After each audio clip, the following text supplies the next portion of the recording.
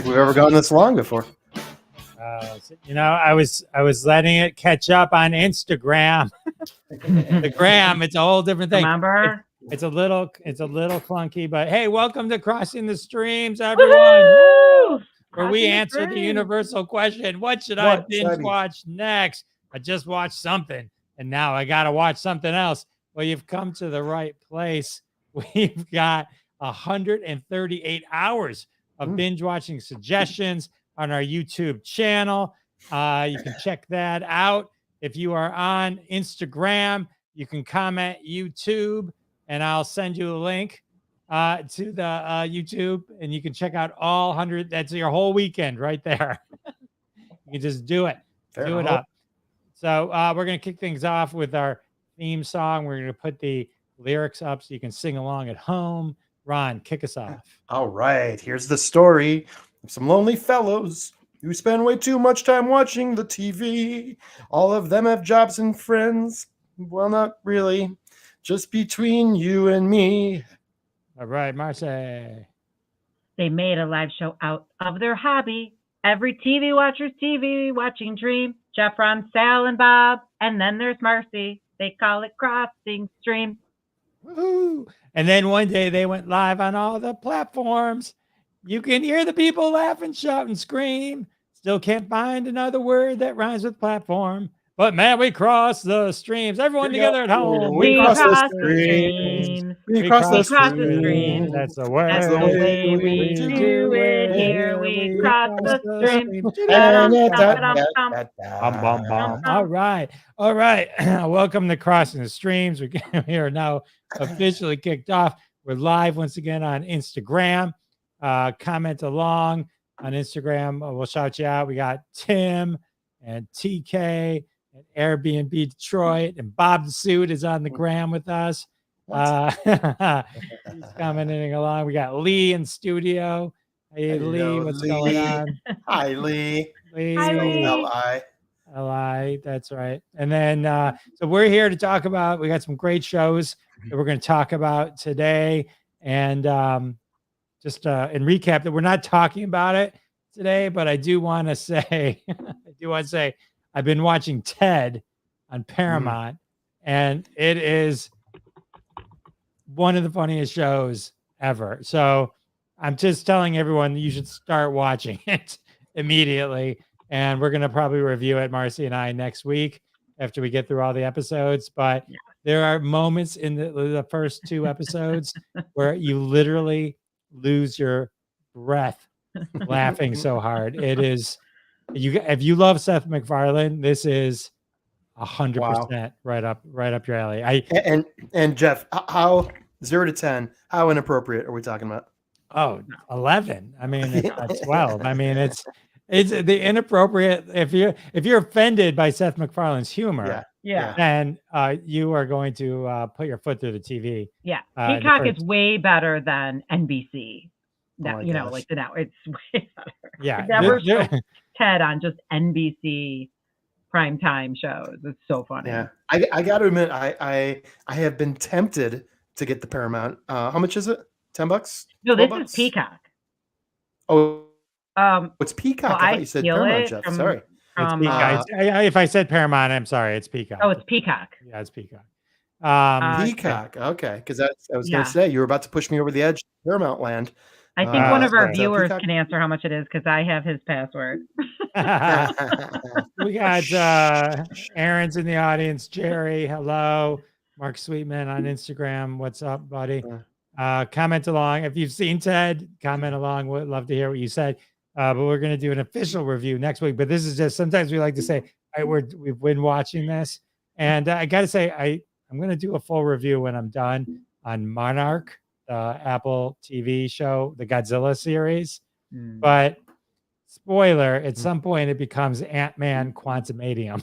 So that was a little, but they did it better. I'll say that. So Jeff, if I could just real quick, just go back on Ted for 1 second. Yeah. I can only think of like a really short list of movies in my life that I went with friends where I literally my stomach hurt from laughing so hard. And I missed half the lines because I literally was laughing so hard. And the original Ted in the theater made me laugh that hard.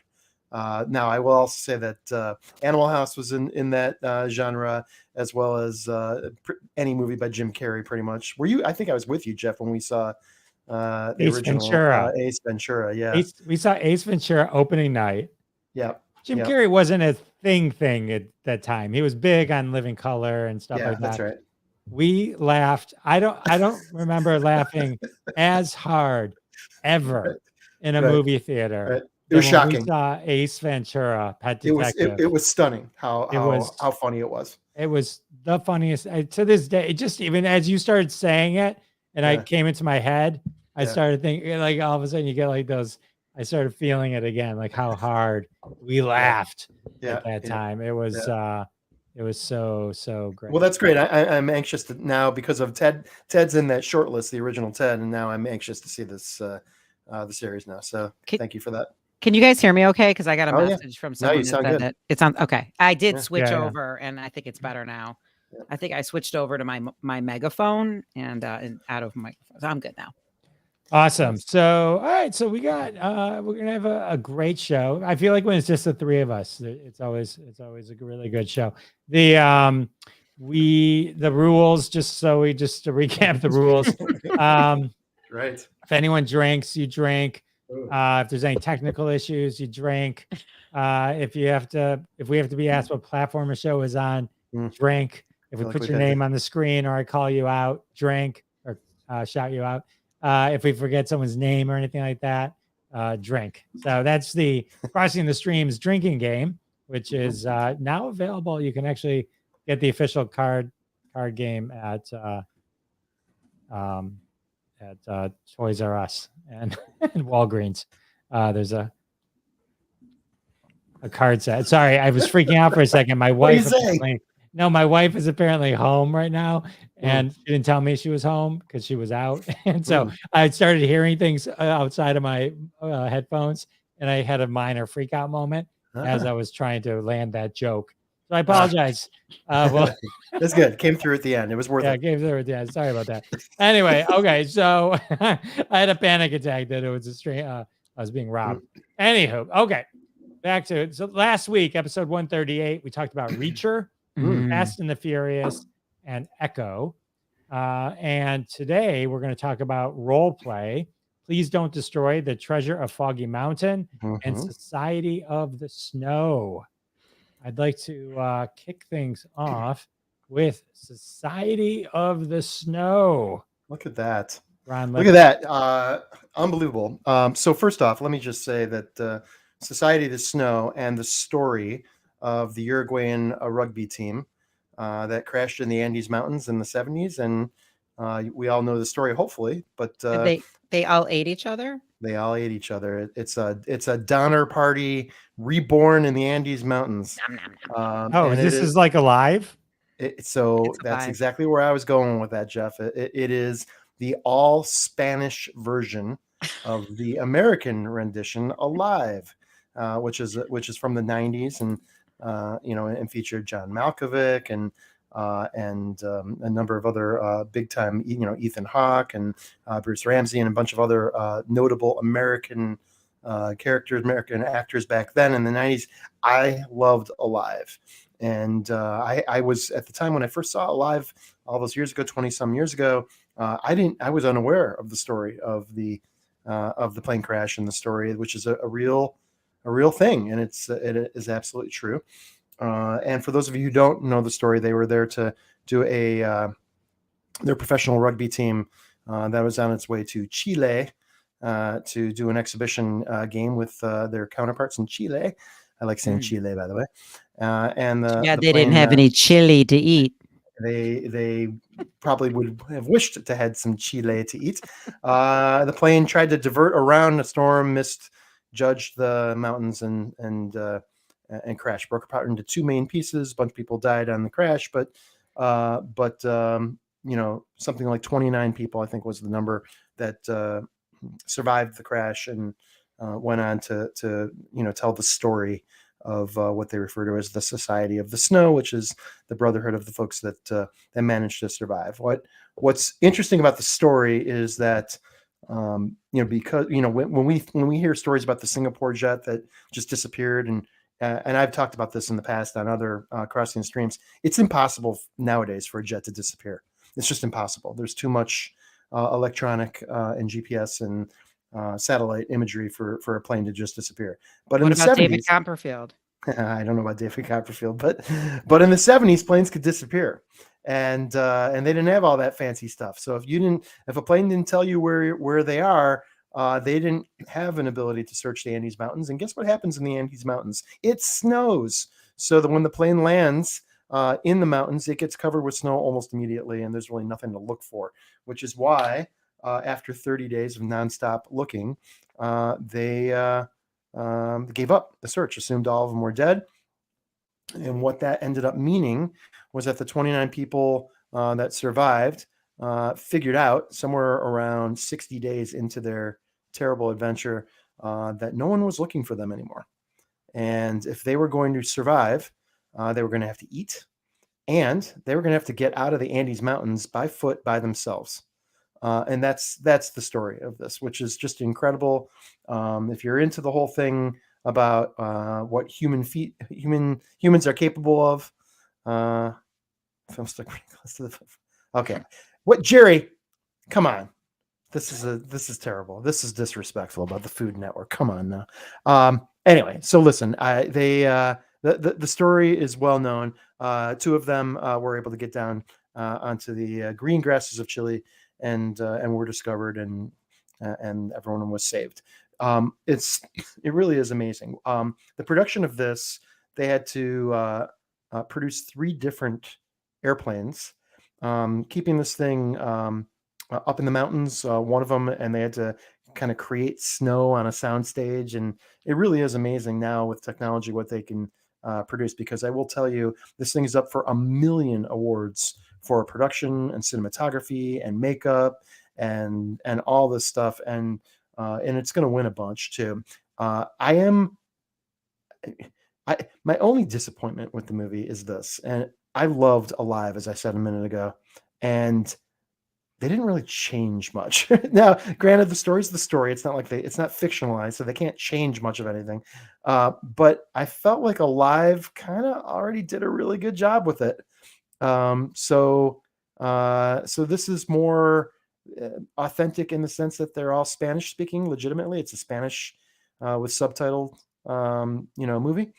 And the cinematography is beautiful, and I guess the production values are brighter and cleaner and all that stuff, as opposed to what they were able to do in the 90s without the CGI and all that kind of stuff. But it's still telling the exact same story. It's still just, it's powerful, and in both movies.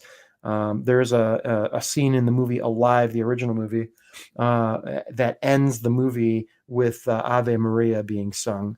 And it's one of the most beautiful versions of Ave Maria as the helicopters are circling the plane, and people are realizing finally that they're free.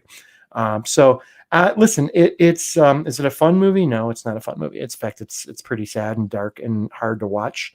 But I will tell you, you strangely come away feeling good about what's possible, and feeling good about the fact that this is a nonfiction story that is captured in this production. Lets you know that people are capable of amazing things, and that the power of the human spirit and so on of surviving the most incredible situations is really true. They talk about something else that's interesting about the 3 threes. Do you remember this, Jeff? I don't know if they talked about that humans are limited by 3 threes. And I thought this was interesting. 3 minutes of oxygen, 3 days without water, or 3 weeks without food. And that if you cross any one of those 3 thresholds, you'll die. And so they lived their lives trying to honor the 3 threes, because they're up at 13,000 feet, I think it was. Oxygen was not very plentiful. They were buried in avalanches multiple times. They had to dig them. Can you imagine that? As if these people hadn't gone through enough, they had to dig themselves out of avalanches, trying to survive inside this stupid airplane that was all smashed anyway. And the only way they could even keep the cold out was by stacking up their suitcases in the broken end of the fuselage. And even that was, I mean, some people were freezing to death. They were starving to death. They were, the elements and succumbing to oxygen deprivation. It's just a terrible story. As one by one, they succumb to this. But How many actually survived? I knew you were going to ask me that. I want to say it was 16 people survived. 16 people survived what you just described. Out of over how many? 60 days. Well, out of the original plane was like 75 people, I think. Oh, wow. Yeah. Well, I just, it's amazing that anybody survived. Yeah. Right. Well, and so here's what you do. Anybody watching the story, you do what I do, which is you put yourself into the situation. You think, is there any way I could have survived that? And here's the answer. You don't know. This is what the story actually partially examines, is that people who you think are super strong, rock solid, foundational people break. And people who you least expect to have the ability to handle this are the people who are who can manage it. And that is human nature. That is part of the examination of the movie that I think is really interesting. Until the moment comes, you don't know who can withstand it. And that's isn't that interesting? I just think that's part of the story that I think is really that is really fascinating. Yeah, Jerry, I know you're trying to mess with me about cannibals and Stop it. It's not funny. I did the Andy's plane crash diet in college. I lost like 20 pounds and 2 friends. You can't sleep well at night, Marcy. This is not. Is that not funny? Too soon. Anyway, listen. I'll finish by saying this. The movie is heart pounding, and you will lose track of time because it's such a I don't want to say ride, but it carries you, and the movie ends before you realize you've been watching it for 2 hours. So check it out. I think you guys will appreciate it, and it is Spanish subtitles. So if you're not into subtitles, it's not going to be your thing. But I think the movie is very, very well done. Like I said, it is going to win a bunch of awards. It already is winning the European awards. So check it out. I think you guys will enjoy it. Society of the Snow. So it's also the number one movie on Netflix right now. So in a slightly thing that just slightly comparable thing, and it's anyway. I was just reading. They were talking about this. I can't talk to this mice thing that they were doing, where they put mice in water, and a very short time frame they went to drown, but then they saved the mice. Yeah. And then when they put the mice back in the water, they could stay afloat and tread for, I think it was like 60 plus hours, because once they knew they could be saved, then their entire body and capability changed, and they were able to do it. So it's one of those things where, like, if you're stuck in like that thing, if you think you can't make it, that's how do you keep thinking that you can make it? Jeff, I just confirmed it. 16 people survived. Wow. So it I listen, and some of the ways that you're going to die, and you want other people to live, and if you're injured, you're going to die. That's the other thing that you realize, is that if you're already injured, you're not going to make it. So you cut deals with people where you're like, listen, if I pass, I want you to use me to stay alive. Right. And that's a terrible thing to say. It's like, I know you're massaging everybody to get them all tender. Anyway, okay. So, so why did we have to begin with this movie, Jeff? This is terrible. Why is Ron holding on? He's like, I know, why wasn't alive enough? Why did we need to do it something? There's got to be something else out there to cleanse our palate. Yes. Oh, bam. Cleanse the palate. See, pun. Everybody's everyone's like, why is Ron holding on? He's the closest to Wagyu. Delicious. Okay, so let's talk about the movie Role Play, starring Kaylee Cuoco and David Oyelowo. I don't know. Sorry if I said his. I'm sure. Oh, you're right. Never heard of this. Okay, so Role Play is the movie that if you go on Prime right now, it is like the big one. They're promoting this. This is Kaylee Cuoco's new movie. So let me just say a couple things real quick. One is in 2012, there was a movie called Role Play. In 2010, there was a movie called Role Play. In 2013, there was a movie called Role Play. And actually, there were 2 movies called Role Play in 2013. There was another one in 2011. There was a different one in 2023. And another one in 2017 called Role Play the Movie. I have not and seen Thursday nights at Marcy's house.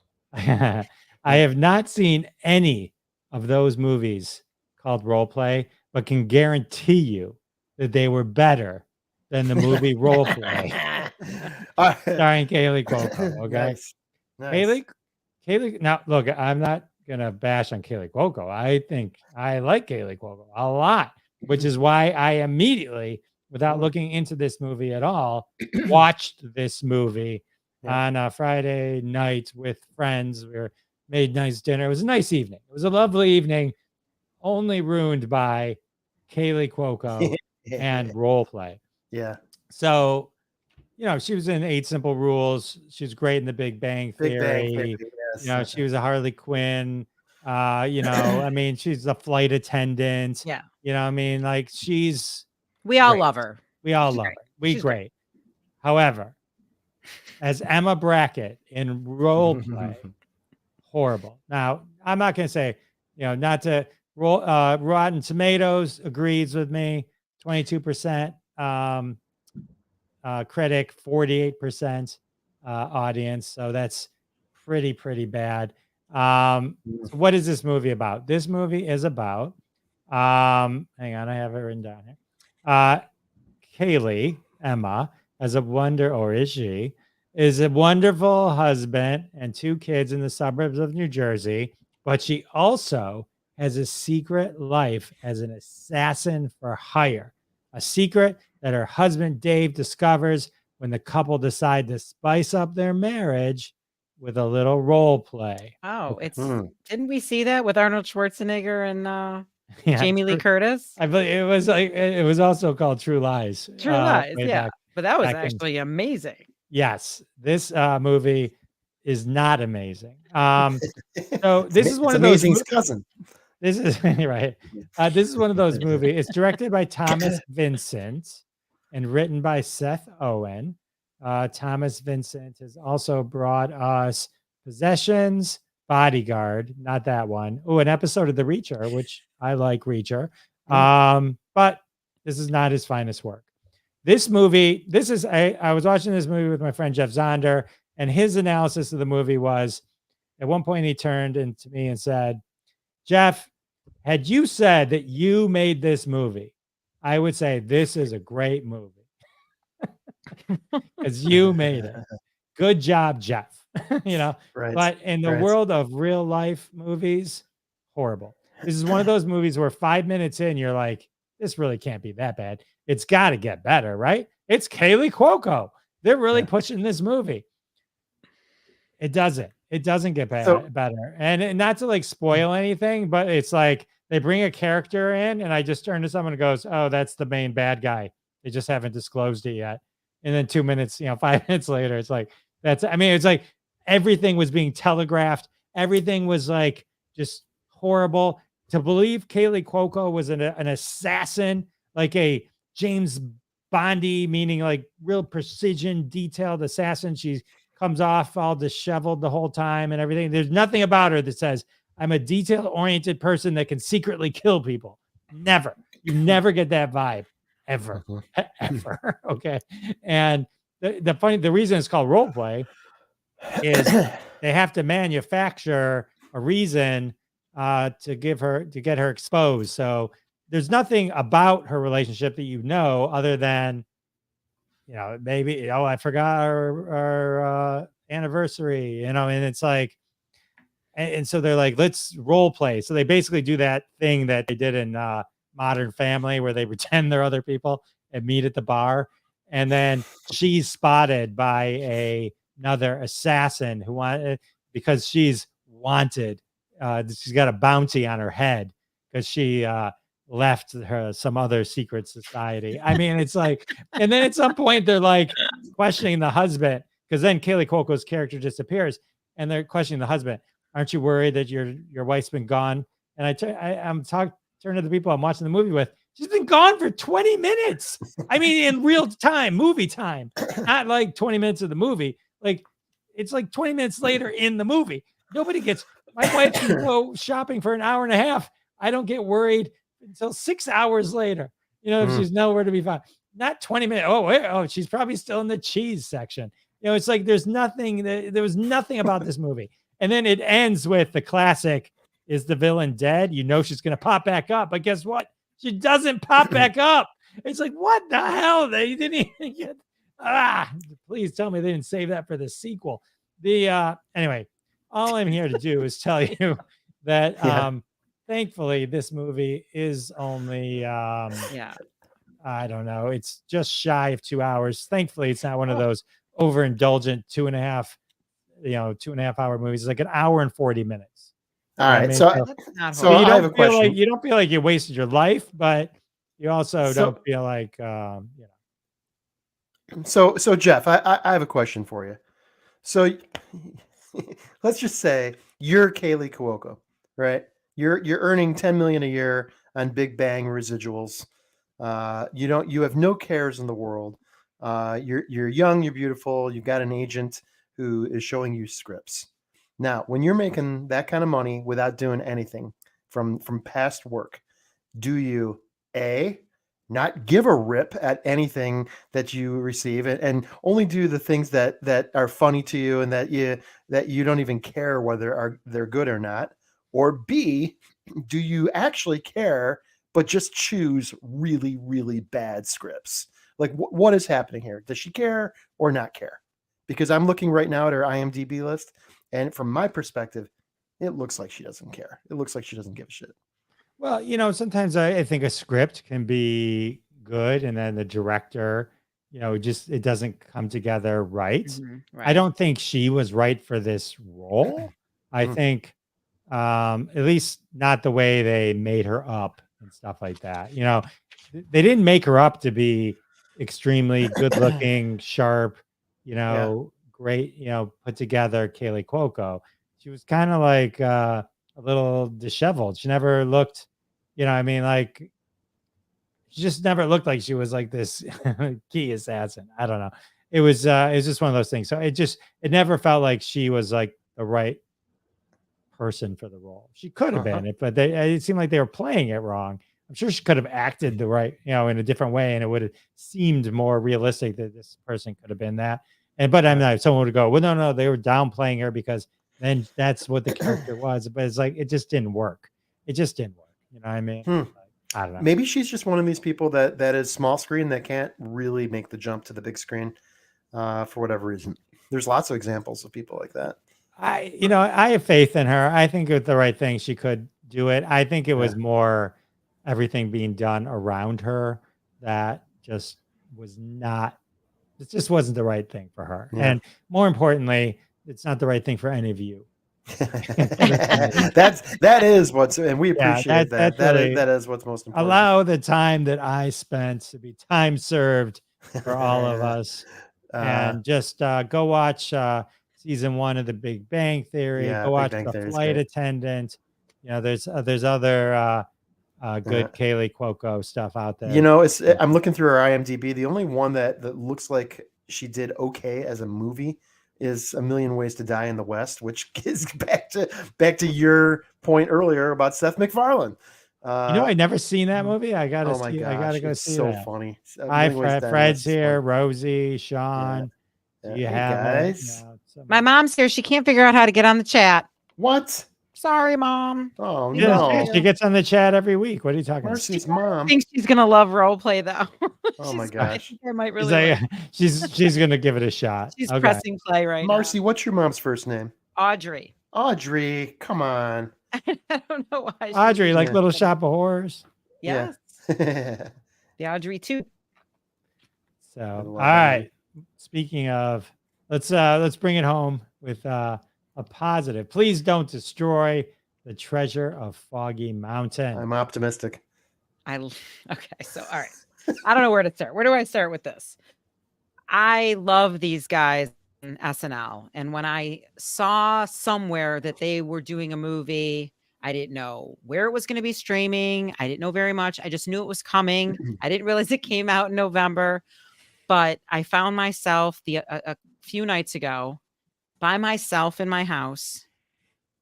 I had a glass of vodka and lemonade and a sativa dog walker. I had a very small joint, and I lit a nice small sativa doob, and I smoked it, and I turned on the TV, and I just went, like Peacock. I just went to Peacock, and I'm like, what's Peacock got to offer right now? And I saw these three guys. So Please Don't Destroy they're the three guys on SNL that do the video shorts right now. The video shorts on SNL and the news, and depending on the musical guest, those are really the go-tos for me in SNL. And I do appreciate a really funny sketch, but I'm never disappointed by these three guys that do these little videos on SNL right now. And I'm just gonna start by saying, Please Don't Destroy, The Legend of Foggy Mountain, which is the movie I watched. Their sketches are called Please Don't Destroy. I've learned so much about these young boys that were born in the late 90s. Ben Marshall, John Higgins, and Martin Hurley, I believe. Two of them are SNL, not alumni, but what do you call it? Yeah, their legacies. parents. Their parents were on SNL, and John Higgins' dad is with Jimmy Fallon. These guys all met in New York University. They did comedy sketches together in New York. They're hilarious. They're silly. They're literally just ridiculous. It's just silly. And I was totally in a mood for a comedy. Like I said, I had a nice little drink with me. I got a little high, and I pressed play on this movie. And right out of the gate, they had me cracking up, just like their Three Sad Virgins short video on SNL. I was just recently on Facebook asking people to share their favorite shorts on my Facebook. They're just ridiculous. And it's like an hour and a half of, I don't really know how long it was, but it wasn't too long. It's just silliness. And these young adults are learning about life, trying to figure shit out. They all work together for one of the guys' dads, played by Conan O'Brien, who is hilarious as the father, Ben Marshall's dad. And he's the redhead in this, if you saw the picture that Jeff posted. Conan O'Brien, I seriously had to pause it and laugh so hard at Conan O'Brien. He just cracked me up. It's literally ridiculous. So these guys, they are friends since they were little kids, and they just find some compass somewhere while in the woods vacationing. And it turns out that they're going to go on some adventure, kind of like the Goonies or whatever, and they're going to go find some treasure. So Conan O'Brien, it's narrated by John Goodman, who literally is playing himself. And Bowen Yang from SNL, the Asian guy in SNL, he's in it too. He does not disappoint. He's super silly, ridiculous, and funny. And it's not, like Ron, you're talking about a very serious situation where it's a real story where they crashed their plane. They had to eat each other to survive. There's none of that here. There's absolutely none of that. This is absolutely nonsense. And when I texted my brother and said, have you seen this movie? His response was, I fucking told you to watch that 2 weeks ago. And Jeff didn't like it. And I'm like, really? He goes, yeah, he said it on the show. And I'm like, what? So I immediately texted Jeff and said, did you seriously not watch this? And he went back. Did you go back and watch it? I went back to some of it. With Please Don't Destroy, you have to there's certain humor, there's certain comedians and comedy you have to watch. You have to pay attention. You can't be distracted. And I just think I wasn't all in when I was watching it the first time. So the jokes didn't hit me. Okay. So yes, I did state as Aaron has documented. That it didn't love it, but I gotta say, because you were so into it, I went and rewatched the first 20 minutes. Thank you. I appreciate that. The only reason I stopped there is because I had to come do the show, and did love it. It's Good. right in the vibe of, if you love them on Saturday Night Live, they do manage this, and it's almost interesting how they do it in chunks, but it doesn't feel like it's in chunks. You know what I Yeah. mean? So it's I really laughed out. I mean, I really had to pause it sometimes just to allow myself to laugh. I would rewind it. I'd watch it again. I had a blast with it. And of course, does it get a little corny at the end? Yes, absolutely. But I mean, it's just a good old fun nonsense comedy. They are very, very clever. And like I said, I mean, I just mentioned John Goodman and Conan O'Brien. I mean, like, they're hilarious too. What else do I want to mention about? I think I really nailed it all, but please don't destroy. They started with something called Please Don't Destroy Our Farm, which was, I think, their very first sketch years ago when they were doing sketch comedy together in college. And then they just dropped they dropped Our Farm, and now they are known as Please Don't Destroy. I went back, I watched them being interviewed by Jimmy Fallon, the three of them, and they're adorable. They're really, they're just young and clever and super funny.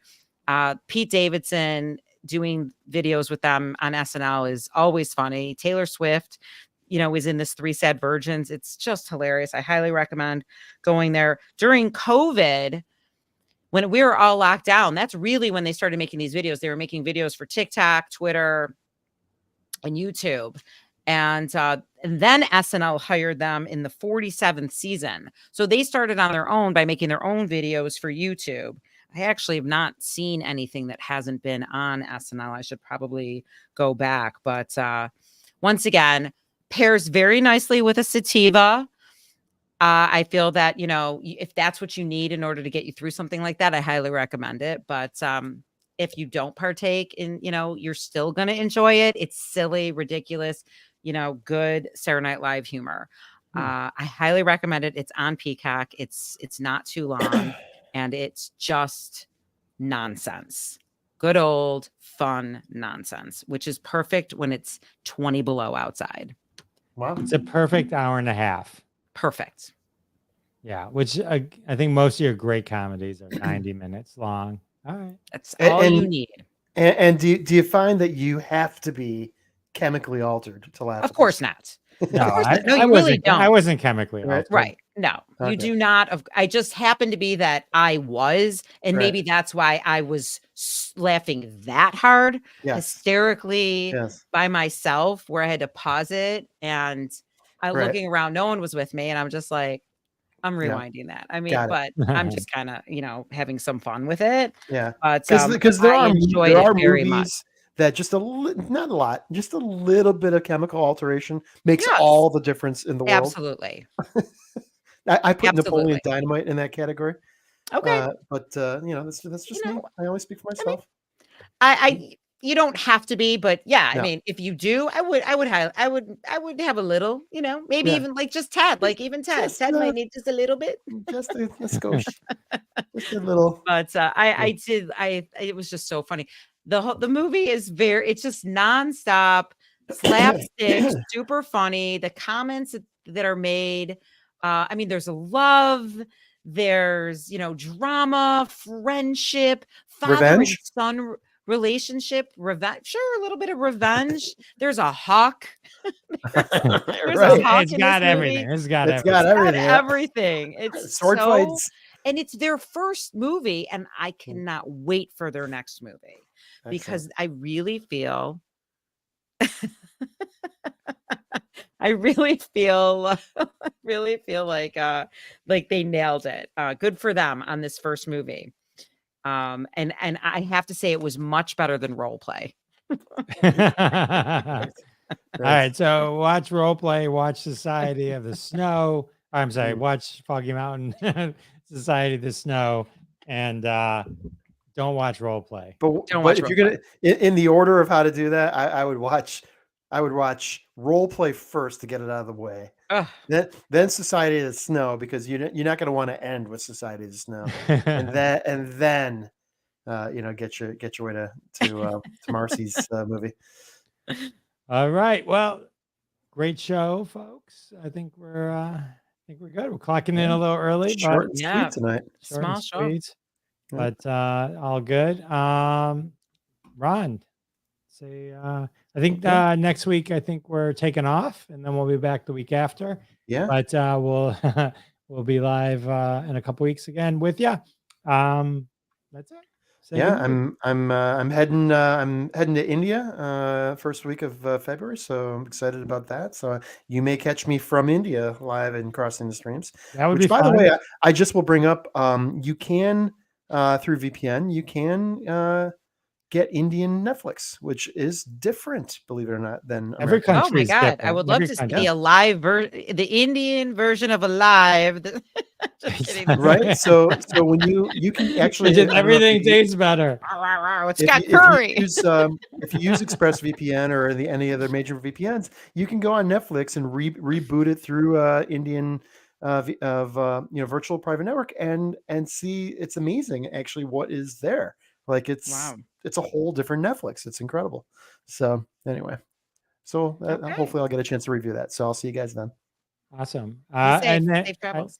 I just released my 300th episode of my podcast. Wow! Congratulations, Jeff. That's great. Awesome. Mazel, much mazel to you. Congratulations. Eddie Munster, Butch Patrick himself from the Wow. Munsters. We talked Munsters, all that kind of good stuff. So Wow. that was a lot of fun. How old is Eddie Munster? 69, 70. Is that all he is? Oh gosh. Okay. I mean, he was like young. So, Yeah. Awesome. all right. Good night, Marcy. Good night. Good night, everyone. Good night, everybody. Great seeing night. you guys. And that has been another episode of Crossing the Streams. Join us every Wednesday at 9:30 p.m. Eastern Time, live on Facebook and YouTube. Follow The Jeff DeWaskin Show on YouTube to be alerted every time we go live with your hosts, Jeff DeWaskin, Ron Lippett, Howard Rosner, Bob Phillips, Sal D'Amelio. We're all in the socials. Follow us, listen to our podcasts, Classic Conversations, and The Sal and Bob Show. Check them all out, and we'll see you next week and every week when we cross more streams right here. See you then.